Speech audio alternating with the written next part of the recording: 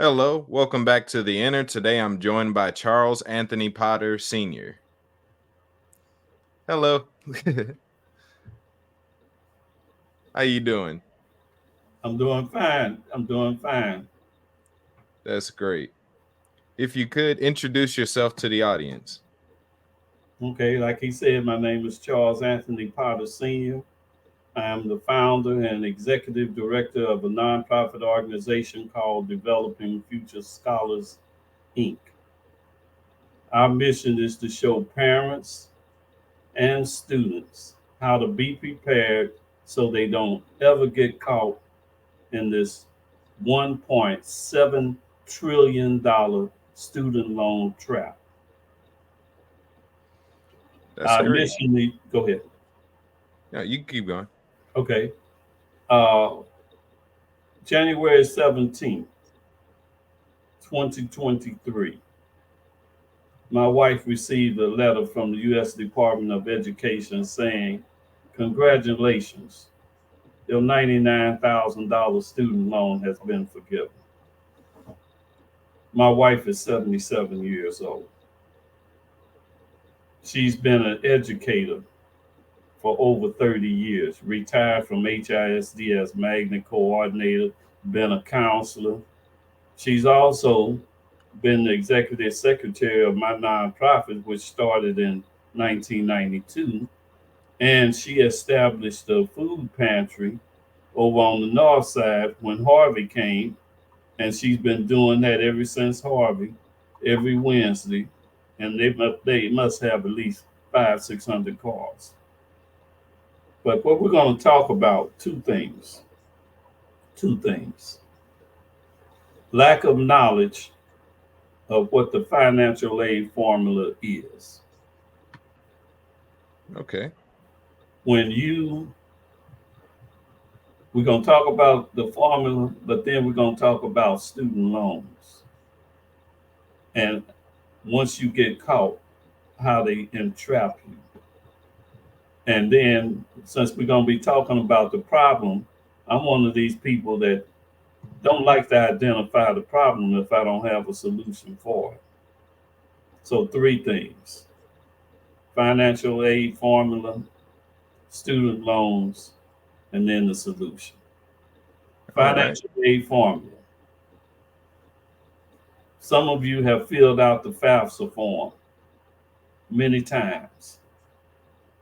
Did anybody ever tell you what the formula was that governed that form? It's been around since 1965, same formula, governing the same form. But way most folks do, well, I want to go to college, but maybe I wasn't the sharpest knife in the drawer. I don't play basketball, baseball, football, and ain't nobody knocking on my door saying, come look what we're going to give you. So we're going to do some financial aid. And to do financial aid, we're going to fill out this form. And so they used to give you a printed form. And you fill this rascal out, send it in, and hope and pray. Now you don't do that anymore. You do it online. Still a formula. So formula used to be, and from 1965 up until this year, the formula was simply cost of attendance minus expected family contribution equals financial need. Nothing complicated about that. You just simply subtract the expected family contribution from the cost of attendance of the school you chose, and that's the need you demonstrated. But see, that's a mindset right there. You didn't know that you were trying to demonstrate a need. You thought you was applying for financial aid. I'm applying for financial aid. Somebody's going to look at my application and approve or disapprove. It has nothing to do with that. You either demonstrate a need or you don't. So they changed that, however, this year. Matter of fact, two major changes. Two major changes. Those of you who are thinking that, well, I need to fill out the FAFSA in October, on October the 1st. But if you notice, There is no form. You will not get this form or have access to it till December and possibly the middle of December, because the changes that have been made are so drastic this year. And I've been involved in this since 1992. I have never seen what they have done under the guise that they're going to simplify the FAFSA. We're going to make it easy for y'all. You used to have to fill out 100 and some questions. You're going to only have to fill out 38 now. Oh, really?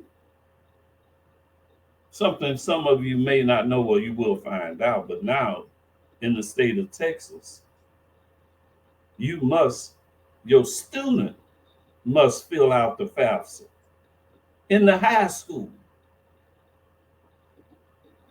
Are you going to school with them when they fill out the FAFSA? You know what day they're going to do that? No. But they still going to have to fill it out, and you ain't going to even be there. That's a change. But see, they've done some things. The new formula, however, all it is changing a few words. But instead of the EFC, expected family contribution, they call it the student aid index, because they felt we need to change this because people were getting confused, because they thought that they had to come up with this expected family contribution. And then if they came up with that, then whatever need they had left over, that's what they get. But they're going to have to come up with this money first. You know how confusing that was to you, really. It wasn't confusing. It wasn't confusing. Most folks didn't even know the formula anyway, so they don't know nothing about it.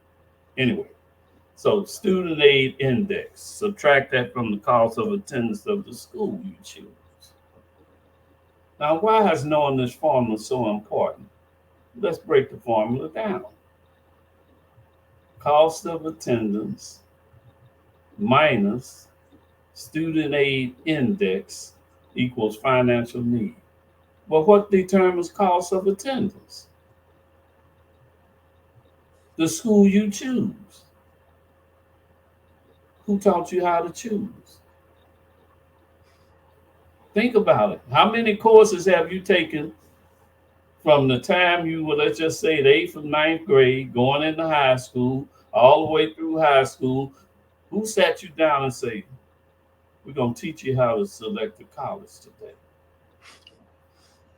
Matter of fact, 9 chances out of 10, you went to the counselor, and the counselor said, what school you want to go to? You're supposed to say, I don't know, because y'all ain't taught me how to choose. But you don't do that, because you have already made an emotional decision based on what you feel instead of what you know. I want to go to Prairie View. I want to go to TSU. They had a real tight step show down there the other night. That's why you choose a school? I don't think so. So we're going to have just a little mini course on school selection. Criteria number 1 for selecting a college is simply, school must be known as a leader in my chosen field. But before I even go there, I almost forgot. Most folks don't know why they're going to college. You got an idea. And right now, if I said, I want y'all to tell me why you going to college, and think about what you would have said a few years back. Or some of the students, if there's, why are you going to college? And I guarantee you, your answer will not sound nothing like what I'm fixing to give you as the answer that the people that trained me and have been training their kids since 1965. But you ain't heard nothing about this since. The answer is simply, I'm going to college to secure a professional position on or before graduation in my chosen field. Does that sound like anything that you just thought about? I'm going to college, number 1, to secure what? I didn't say job. I said Mm-hmm. professional position. Secure it, meaning I have it when I finish. Not the way you going. I'm going to college, Yeah. and when in my generation, they used to call it you go to college so you could get the good job. Mm-hmm. I'm thinking about a job, other folk securing professional positions. We gonna be wage earners even though we certified to be a professional in this field on this level. But you will accept the job. Mm. And see, corporate America like you. And they got a system. You go in the human resource office, they can look at your resume and tell what type of person you are. Are you a job seeker? Or are you a professional position person? If you're a job seeker, when y'all start talking, 9 chances out of 10, you're gonna ask them how much y'all pay. Oh, well, we can start you off at about 42,000. But if nobody in your family ever made more than $25,000 in their life, and now you making 42, oh Lord, thank you. On the other hand, same job description, but now, oh, professional position. Young man, what are your salary requirements? And then the young man says, well, according to the U.S. Department of Labor, someone with 2 years' experience in this field can command a salary of $71,000 to start. We could start you at 65. It's the same thing this guy just took the job for. And this person that took that job might be sharper than this guy. And if that is ever determined, you'll find this person with the job showing the person with the salary how to do it, training Mm-hmm. them to be their boss. That's why criteria number one comes in.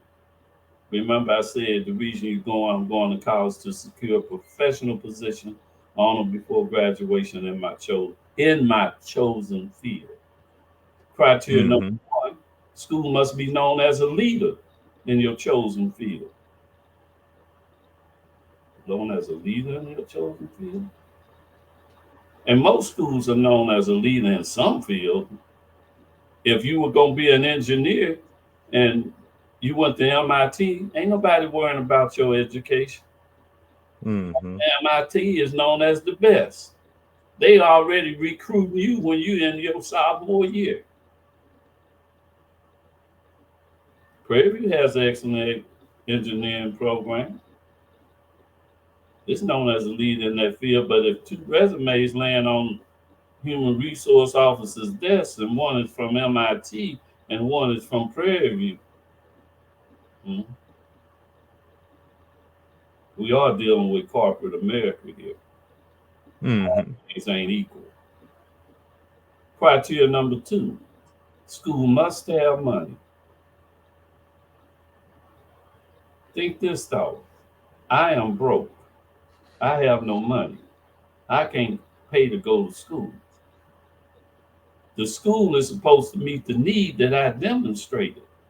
But if they broke, they can't meet your need. Huh? They don't have the money to give to you.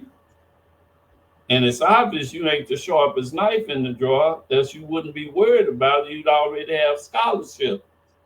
But what was Mm. your SAT? Oh, I didn't take that. What was your ACT score? I didn't take that. Two things to remember.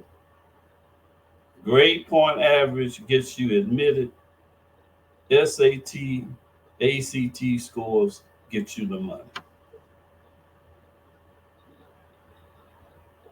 So, criteria number three, still important.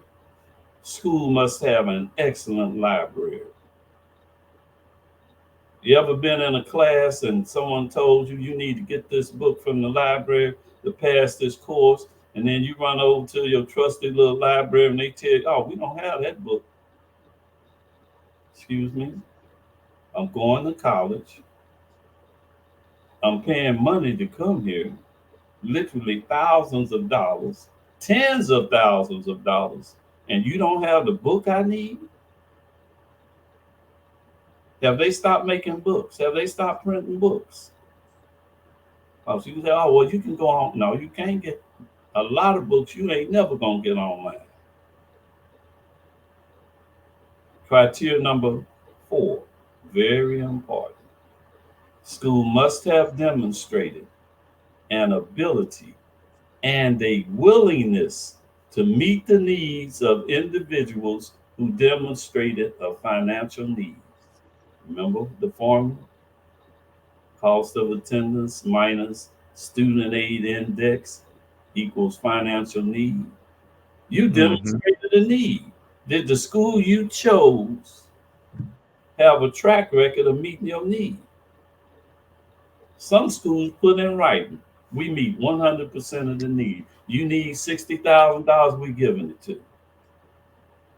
However, there are other schools, instead of talking about what percentage of need they meet, they start telling you how many work study jobs they have.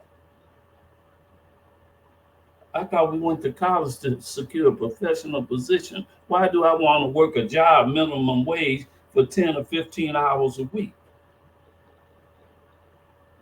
Not only that, how much of a $45,000 bill you gonna make earning minimum wage 10 or 15 hours?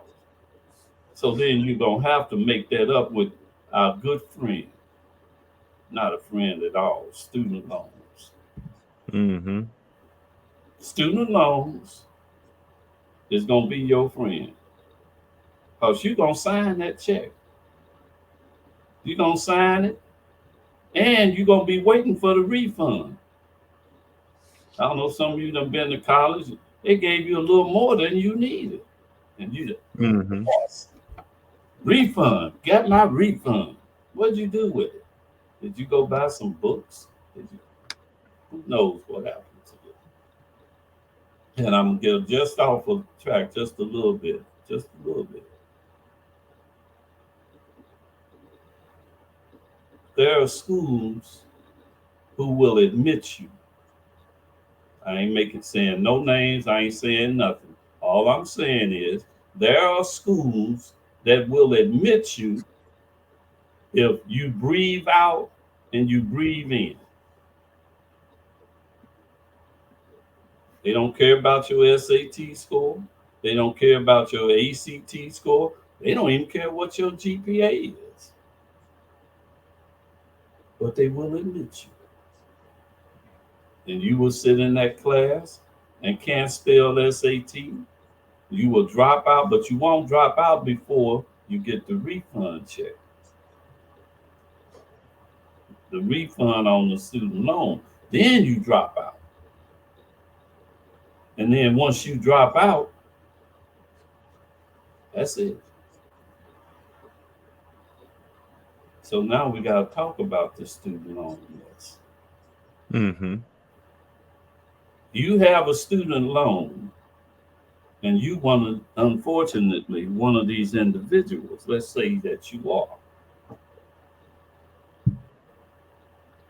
Life is what it is.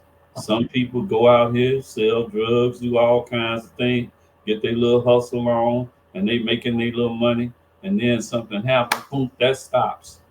Then they come to their senses, maybe, or you don't even go down that path. God is good all the time. So because of that, you got some kind of job that's paying you a little something, and you got a little baby, and you say, I'm gonna do the right thing, and I'm gonna take care of my family, and we moving forward. Everything seems to be fine. Then you file your income tax. That's the first one. That's the first thing that's going to happen. You file your income tax, and you either went to H&R Block or Uncle Joe or somebody filled it out for you, and you got some money coming back. And so then you waiting for it, and you waiting for it. Everybody done got their refund, but you ain't got yours. Guess what done happened? Student loan just took your refund check. You don't get no refund check. And you won't ever get a refund check till that student loan is paid. But see, here's the thing about student loans, that they're the only instrument that if you default on it, they add 40% to your balance. So if you, let's just say, owed $100,000, and for 3 months you don't pay your student loan, you have now defaulted. So now they add 40,000 to your $100,000. You couldn't pay the 100. We just know you're gonna pay the 140. It's gonna take some time. And in the meantime, high interest rate loans is all you're gonna get. If you get them at all, you're not gonna buy a house. All of these things that you need credit, this student loan is knocking you upside your head. And when you get you finally, wait a minute, I can't take this no longer. I got to do something. I got my family I got to do, and you call them up. Let's work something out. Oh, okay, we can do that. We're gonna put you on a payment plan. You make these payments, everything cool. But see, life steps in again. You making your little payments, the missus making her little money, you making your little money, and y'all squeaking it out. But then COVID comes.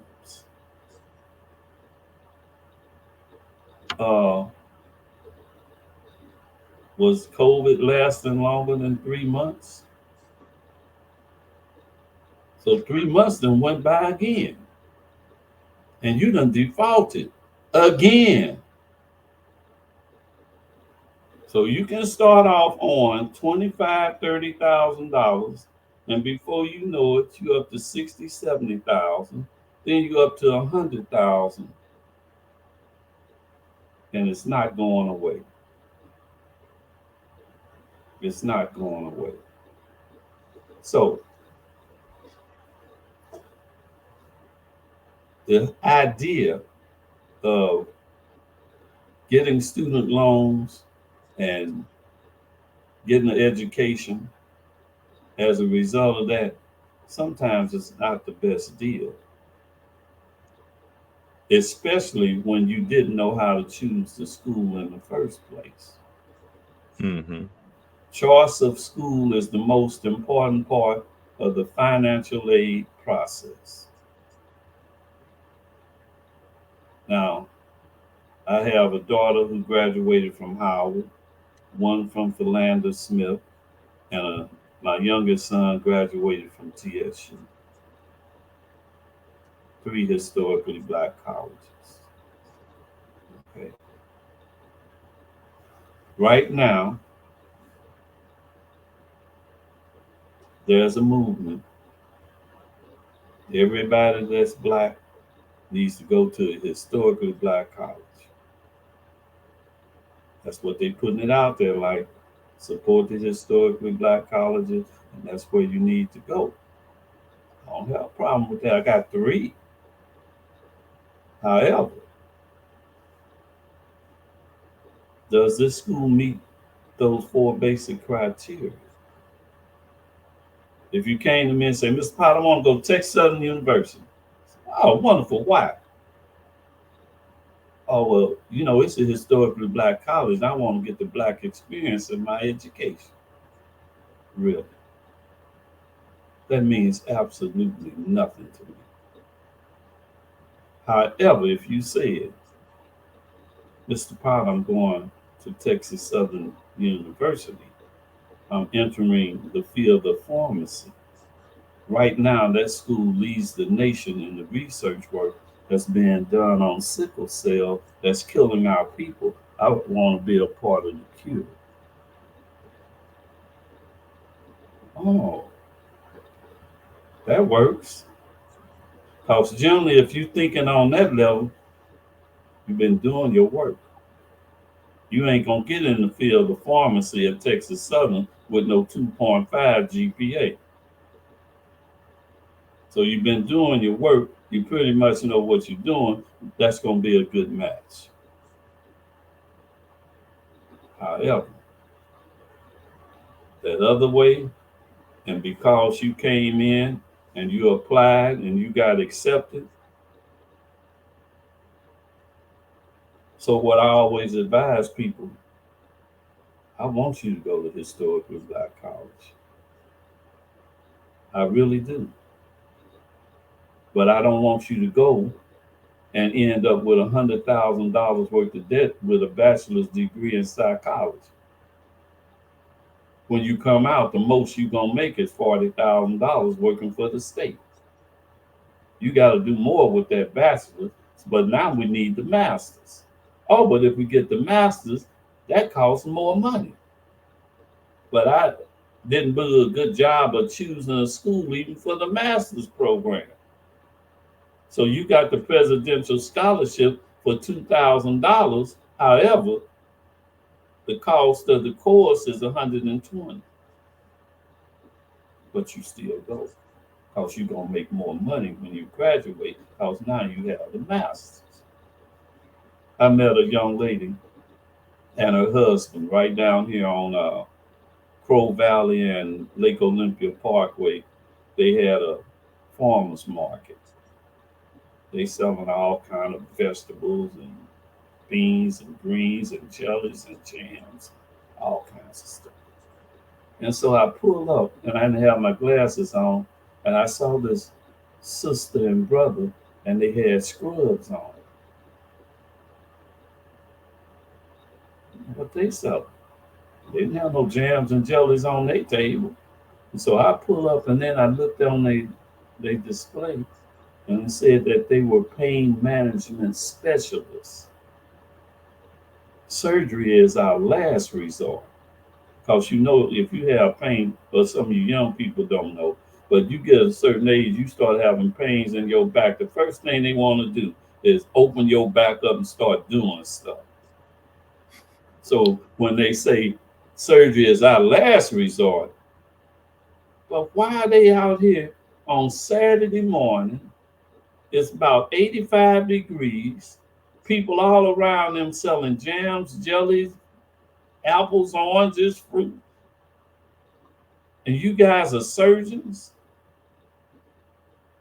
So I called my wife up because she had something with her sciatic nerve and all of that. And so she been in pain. And so when they said they do something without doing surgery, I called her. In the meantime, they asked me, what did I do? And so I gave them a business card. On the business card on the back, it had the student loan trap image. And they just looked at each other. I said, what's wrong? They owe $720,000 worth of student loans. So this ain't some little kid that dropped out of TSU because they couldn't do the work. Financial aid does not discriminate. You either know what you're doing or you don't. It don't matter what field you're going into, how much money you have or don't have. If you deal with financial aid and you don't know what you're doing, you will get trapped. Can you imagine what their debt to income ratio has to be for them to even buy $100,000 house if you owe $700,000 in student loans? And here you are at the top of your profession, orthopedic surgery, I think that's what they call it. And you out on a Saturday morning trying to get patients like people trying to get people to buy apples and oranges. Student loans are no joke. Right now, I said we're going to talk about some changes. Mm-hmm. Right now, something that's going to affect our people. Some of the changes I'm not even concerned about. I ain't interested in that. I'm only interested in what's going to affect us disproportionately, like most things do. It doesn't discriminate, but it hurts us a little bit more. Yeah, I think you agree with that. I do. Used to be on the FAFSA, so some of you guys who remember filling it out, they had a question on there that said basically how many students are going to be in school, in college, that next school year. And if you put down two, that was called the multiple student discount question. You didn't know that, though. You didn't even know it was the discount. Because what happens is, and see, this is something, a strategy that people who knew how to use the formula, because see, rich people play this game and they play it well. They taught me. I was a managing general agent for American National. They taught me this stuff. This is what they want to know. So here's what they would do because of the multiple student discount. Let's just say they filled out the FAFSA and their EFC was $30,000. And the school that they wanted to send their daughter to cost $30,000. So if you remember the formula, 30 from 30 means what? Zero. You didn't Mm-hmm. demonstrate a need. Ah, multiple students. Mama goes to ACC, takes a course in candle making. Now, how many people in school? Two. So now, the now called student aid index is cut in half.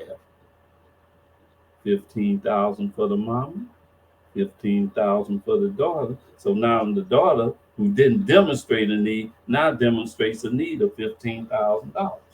All because mama paid $65 for a course at ACC. See, this is what's been going on. We ain't knew nothing about it. Because we could have been doing all that kind of stuff too. Mm-hmm. See, as soon as it starts getting out, guess what they did? They changed that. The parent can't be included in the multiple student discount. But here's what's drastic: the change. That box. Remember, I said they reduced the number of questions. That question is not on there anymore. The multiple student discount is not there. It's Mm. gone. You ain't heard nothing about it on the radio. You ain't heard nothing about it on TV. You're going to find out when you fill out that FAFSA form and you get the results and you find that the two kids that you had in school now, if the school cost 60,000 and they each demonstrated a need for 30,000, wrong answer. Mm-hmm. It's 60,000 for each. Where you gonna come up with that money? When you gonna come up with it? They ain't even telling you about it. You don't even know about it. But see, that's because we don't even know anything about the formula in the first place. Mm-hmm. But see, other folk know. Just like I know, they know. They already doing what's necessary. And I guess you say, well, what is that? They done took it away. And again, this comes back to what I said. Choice of school is the most important part of this process. Mm-hmm. So they calling their schools. They calling the Yales, the Princetons, the Duke, the Hamptons. Well, not necessarily. Not there, but and so they're calling the financial aid administrators and saying, I see that there's been some changes made in this financial aid formula and the multiple student discount is no more. I've got two kids have been here. My oldest son is getting ready to graduate. He's been here 3 years. My youngest son been here 2 years. Y'all fixing to kick them out? You know what those schools are saying? No, we're going to grandfather y'all. Number one. Criteria number two was what? School must have money. Mm-hmm. Rice University sitting on $5 billion in endowment. Are they worried about your little $60,000 tuition? But if you sitting on maybe 20 million as an endowment, and you got all these parents coming hollering about you gonna grandfather them, it's gonna be a mess. It's gonna be a mess. And it's gonna hurt a lot of people. They made another change. Mm-hmm. Another change. Farmers. Farmers send kids to college. Sometimes they have more than one in school, multiple student discount too. But what farmers had going for them, the farmer could tell the IRS how much they paid themselves. Are they gonna say I paid myself $100,000? I paid myself $60,000, and if 4 people in the family, that's all we could squeak out. Oh well, okay. Qualify for financial aid, you demonstrating a need. So here's where they done knocked their head off. Now the farmers have to count all of their assets in addition to what they paid. So that fancy tractor and the combines and the land and the crop and the barns and the cattle, all of that has to count. So that's a double whammy for black farmers. They lose the multiple student discount, and now all of their assets have to count. Mm-hmm. So demonstrating the need is not going to be there. So those are the two main things that affect us. You will probably be wondering, why are they filling out the FAFSA so late anyway? I'll see what most folks don't know is when you fill out the FAFSA, they ain't interested in your income tax. They already got your income tax. Why do I say that? It's based on the prior year. What does that mean? It means if your student is a senior applying for financial aid, they going back using the income tax that you already filed in the sophomore year. They already have it. And there's a box on the financial aid application that when you check that box, it automatically tells the IRS to send that information over and put it into the FAFSA. So that's when I tell my parents, if you're going to prepare for financial aid, you don't start trying to prepare for financial aid thinking about in the junior and the senior year. Uh-uh. You start preparing for financial aid in the freshman year. Who's thinking about financial aid in the freshman year? People who know to think about the financial aid in the freshman year. Because there are things that you can do to reduce your adjusted gross income low enough in the freshman year so that in the sophomore year when you file it, it's as low as it can be. Just little things that if you know, it works for you. And like I said, there's a lot more to this, but I hit upon what I thought would make the most difference and have some impact. Yeah, you did a great job so far. You dropped a lot of important stuff in that little bit of time. Yeah. And so here's what I want you to do though. Everybody that's listening. Now you heard at the very beginning of Biden's term, he said what was he gonna do? He wanted to cancel the student loans. If I remember right, Obama said he was going to do something about student loans. Mm-hmm. George Bush said he was going to do something about student loans. And see, this is why it's so important, folk that are listening. You better vote. You better vote. Because all of this mess happens because you do not vote. And I don't want to hear no mess about it don't make no difference. And you the main one trying to get some financial aid. And now they taking it away from you. Because how did this happen? How did this happen? I'm tell you how it happened. A couple of them senators and them congresspersons up there, they sending their kids to Harvard, Yale, Princeton, Duke, and they paying for it. They ain't doing financial aid. So they write the check for $70,000. And then they look over here and see their neighbor bragging how their son going to the school and their daughter going to the school. So two of them going to school for the same money that I got to pay for. That's not fair. We need to cut that mess out. And they did. But you don't know nothing about it. You will find out now. But see, all these Congress people, all of these people we sent up there, they know about it. They vote about it. They know who's doing what. But see, that's one question, and I see when they have these town hall meetings and all of this mess, and they talking all this stuff, what they gonna do and how they working for us, and all of this.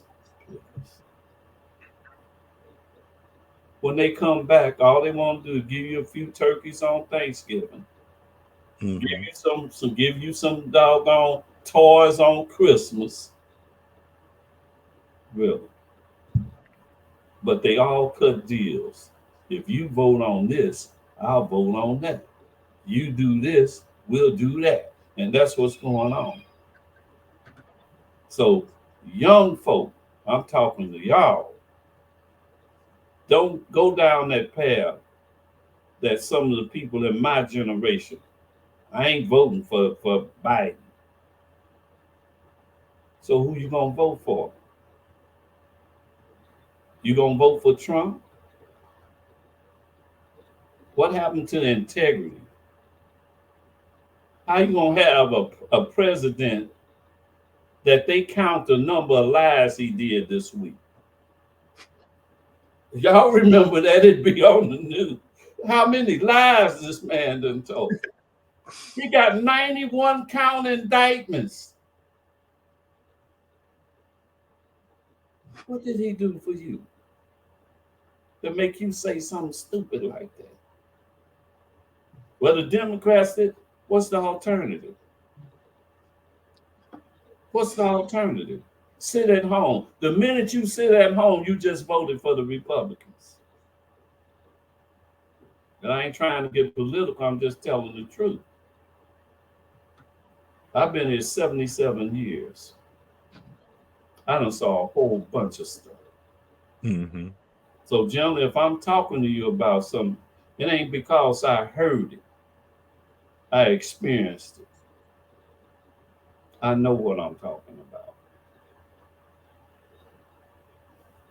On March 21st, 2023, I had a heart attack. The heart attack I had was called a widowmaker. That's what the surgeons call it, the widowmaker. Because if they don't get to you within a 4-minute window, forget about it.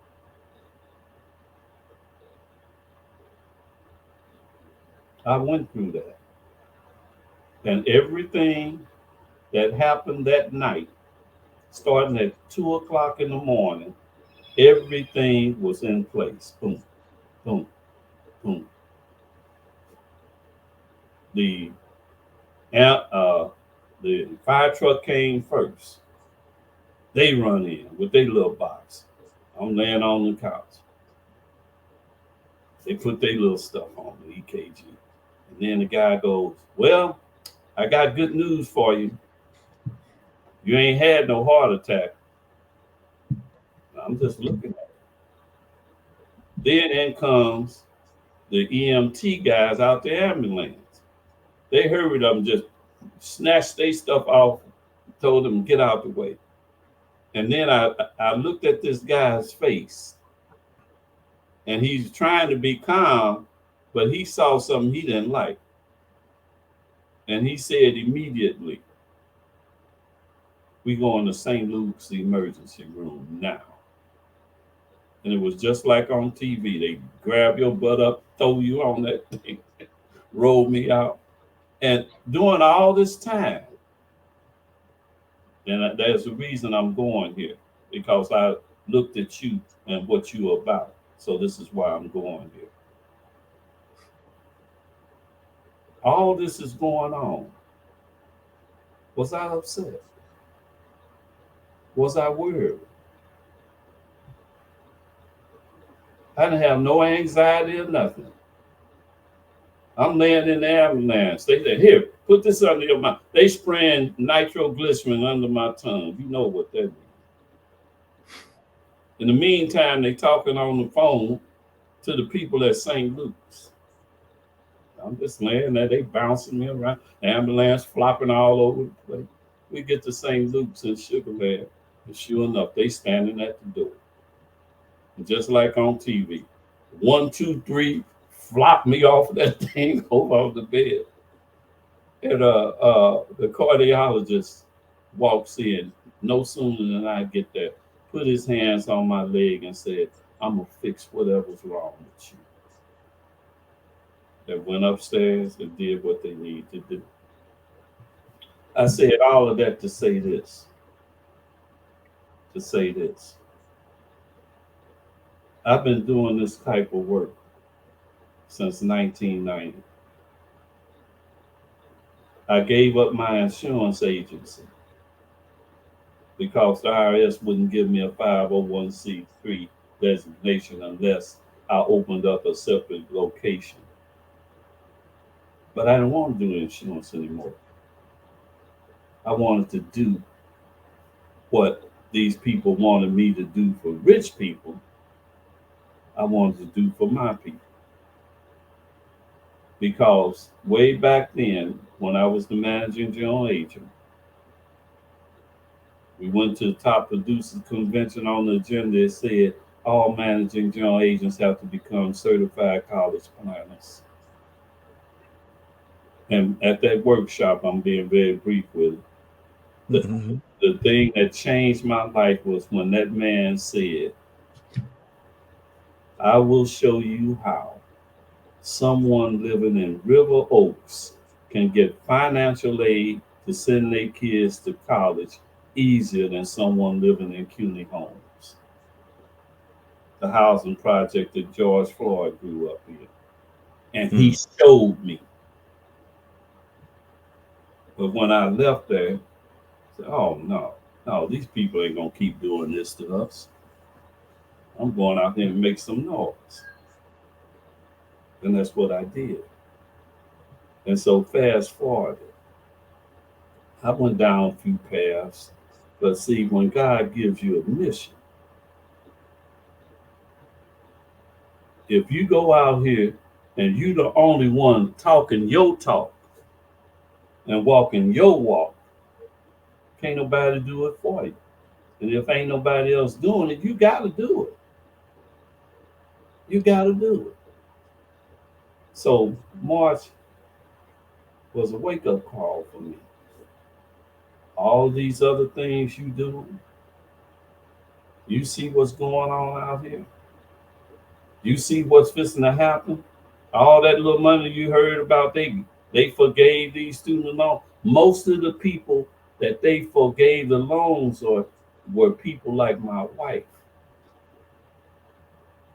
Because the only reason that she didn't get her loans forgiven is because they didn't tell her once she consolidated her loans She's starting all over again. So all her 20 years worth of payments got wiped out. So in 62, she's starting from, and when she was 62, she was starting over on the $100,000 loan debt.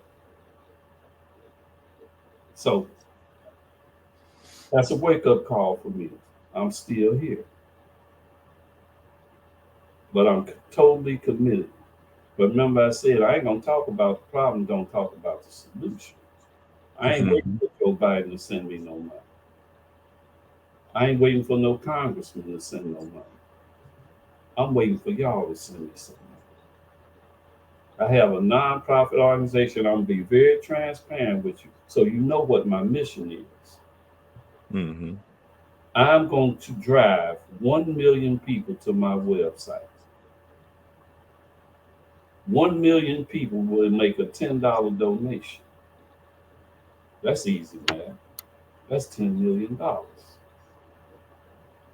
The Better Business Bureau guidelines for giving for nonprofits say that you cannot use more than 25% of what you take in for administrative costs. I ain't gonna even do that. I'm gonna do 20%. So that means $8 million is what I'm gonna use to pay off student loans. We already got the application. Because see, we're not going down this raffle road. Because that's a trap. They limit me. But if you make a donation, they can't tell me what to do with your donation. Mhm. And when you make the donation, you're gonna be able to get an application. Just like scholarships. You apply for scholarships, right? Does everybody get the scholarship? No. That don't stop you from applying. Hmm? And I don't have to say, they don't have to say why they gave so and so the scholarship. So that's what I'm gonna do. Mhm. That's my mission. I'm out working on, we putting the store on there. I'm gonna have all kinds of little items and things so you get something in return. But there's one thing that everybody out there that knows nothing about this process should get.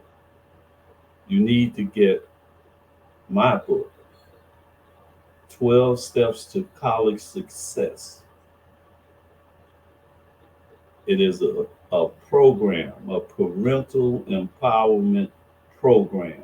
If you are a parent and can read on the fourth grade level, you can sit down at your table with your children with this book and take your child, because my program starts in the fourth grade.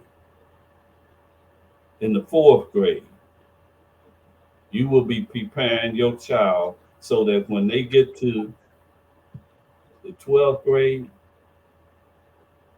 they're going to know what school they're going to. They're going to know how much money the school going to give them. Ain't going to be no guesswork. But see, unlike most programs out here, and they talk about like the charter schools, their main claim to fame is all our kids go to 4-year colleges.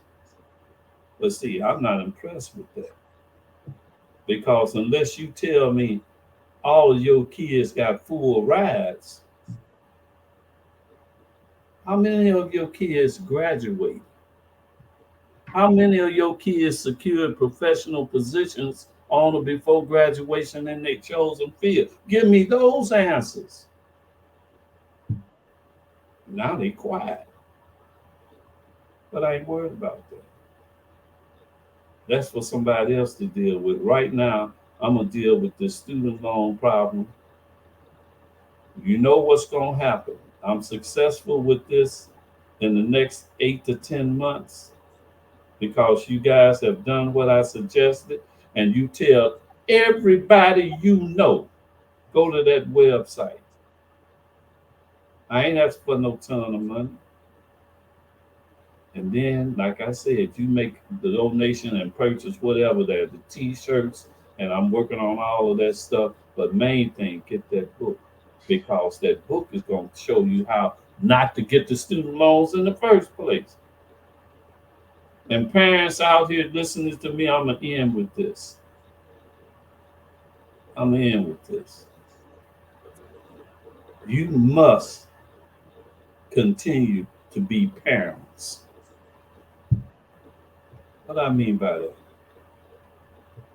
Parents don't let adolescents make adult decisions. Your child comes in, Mama, I'm going to so on. But I want my baby to be happy. It's her school. No, no. Uh, well, that's wonderful. I want you to go there. Tell me this. Are you going to get a scholarship? Because I ain't signing for no student loans for you. And I don't want you getting no student loans. So here's what you need to do. You go over here to ACC for the first 2 years. Get your act together. Then we'll go on wherever you want to go. If you mess up at ACC, you messed up $1,000. But you go to some 4-year institution and that school costs $30,000 and they didn't give you nothing but $5,000, you owe $25,000 in student loan, no credit, no degree. Just that simple. So, like I said, that was a wake-up call for me. And I'm totally 100% committed to do what I was put here to do. Now, if you know somebody that talk the same talk that I'm talking, please have them call me or you get in touch with me so we can collaborate and both of us do the double whammy. But I've been doing this, like I said, since 1990, and I don't run into people who talk my talk. And don't think that the counselor know, because I have counsel. Matter of fact, the principal at Elkins High School was a client of mine. His kid went to A&M because of me. Why would the principal of Elkins High School have his child come see me? And that's how long this has been going on. But it's never been as bad as it is now. And so I thank you for giving me this opportunity and your pretty little wife. I swear, that sister is too cool. Look at that smile on your face. You know what I'm talking about. That is a powerful little sister. She really is. And I'm so glad that I thank you for giving me this opportunity. And hopefully I've helped some folks. And then uh, my website is dfs1.org. And maybe we'll do this again. But some of your friends who have platforms, I want to do it for as many platforms as I can. And like I said, I'm not saying we're going to do scholarships for somebody else. You filling out that application when you, and we're going to find a way. Trust me. You fill out that application. You have helped create this. And I can't think of anything else but God bless you. And I love you guys. And ain't nothing you can do about it. That's great. I absolutely honor the wisdom you just dropped, the information you shared, and you can expect I'm while you were talking, I was thinking about people to talk to about you before the video come out. So you should be hearing some things before this come out. Okay, that's right. We got to Thursday, right? Yeah. And then maybe I'll have some things to add, some visuals or something that I don't know how your platform works. I kind of know Zoom, but I don't even know that well. But anyway, I'll have some visuals and maybe you can just plug it in some kind of way. But anyway, I enjoyed it and I really feel good about it. I enjoyed having you on. Let's see. Well, I'm gonna give you the opportunity. Do you have any closing thoughts? Closing thoughts? Yeah.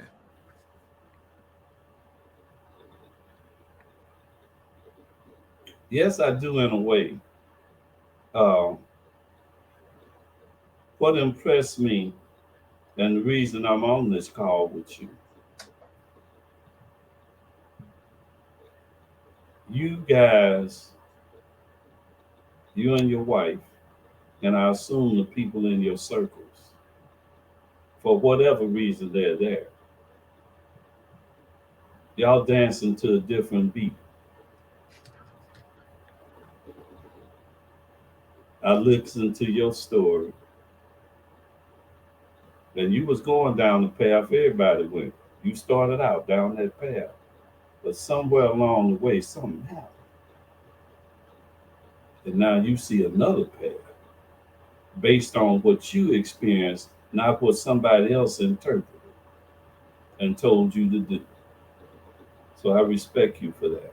And then I wish you guys well. I think the missus told me in 2 years, y'all gonna be in Africa. Yeah. Next few years, we plan on moving to Nairobi. Yeah. And you're gonna be prepared for that. And after listening to, oh, she's too deep. I almost blew my little head up. I can't handle this. All the ACBs and the CBIs and all. I'm like, oh, she know her stuff. And see, here's the irony in that. My daughter was sitting here watching that with me. And I attend St. John's downtown. And Rudy and Juanita Rasmus, they have what they call rewired, not retired. But the women's group, headed by Juanita, Courtney said she was talking what your wife was talking. So y'all gonna do well wherever y'all go, cause y'all gonna bring value with you no matter where you are. You're gonna have content that means something and people can use. So I congratulate you and wish you well. That's my Thank closing you. thought. Thank you. And again, it's been an honor having you on. And as I said, I'm gonna try to share this with as many people as I can. Okay. I know people that know people. Yeah. And that's what it's all about. Because we can get it done. That's how Obama got to be president. He didn't get no major donations. People sent dollars, quarters, 50 cents, but it was millions of people sending dollars and quarters and 50 cents. Same model, same model. We're going to have the same result. Same result. So when I do check out of here, I don't know how long I'm going to be here. Forever. My work will anyway. My work will outlast me. And then you guys, y'all will keep me going. Because if you use any of what I said, then somebody else gonna use. And that's what this is all about. That's why I was so tickled when I met your wife. It was just like, I can't believe this. And we were just sitting, she riding in, what was it, Jeep? She drives a Jeep? Yeah. Little bitty lady in that big old Jeep car. Anyway, I'm through, y'all. I'm through. Awesome. Well, it's been You great know how having to get in you. touch with me, Jake Nelson. Just holler at me if you need me. Absolutely. It's been great having you. That concludes this episode of The Inner. Y'all be blessed. Bye-bye.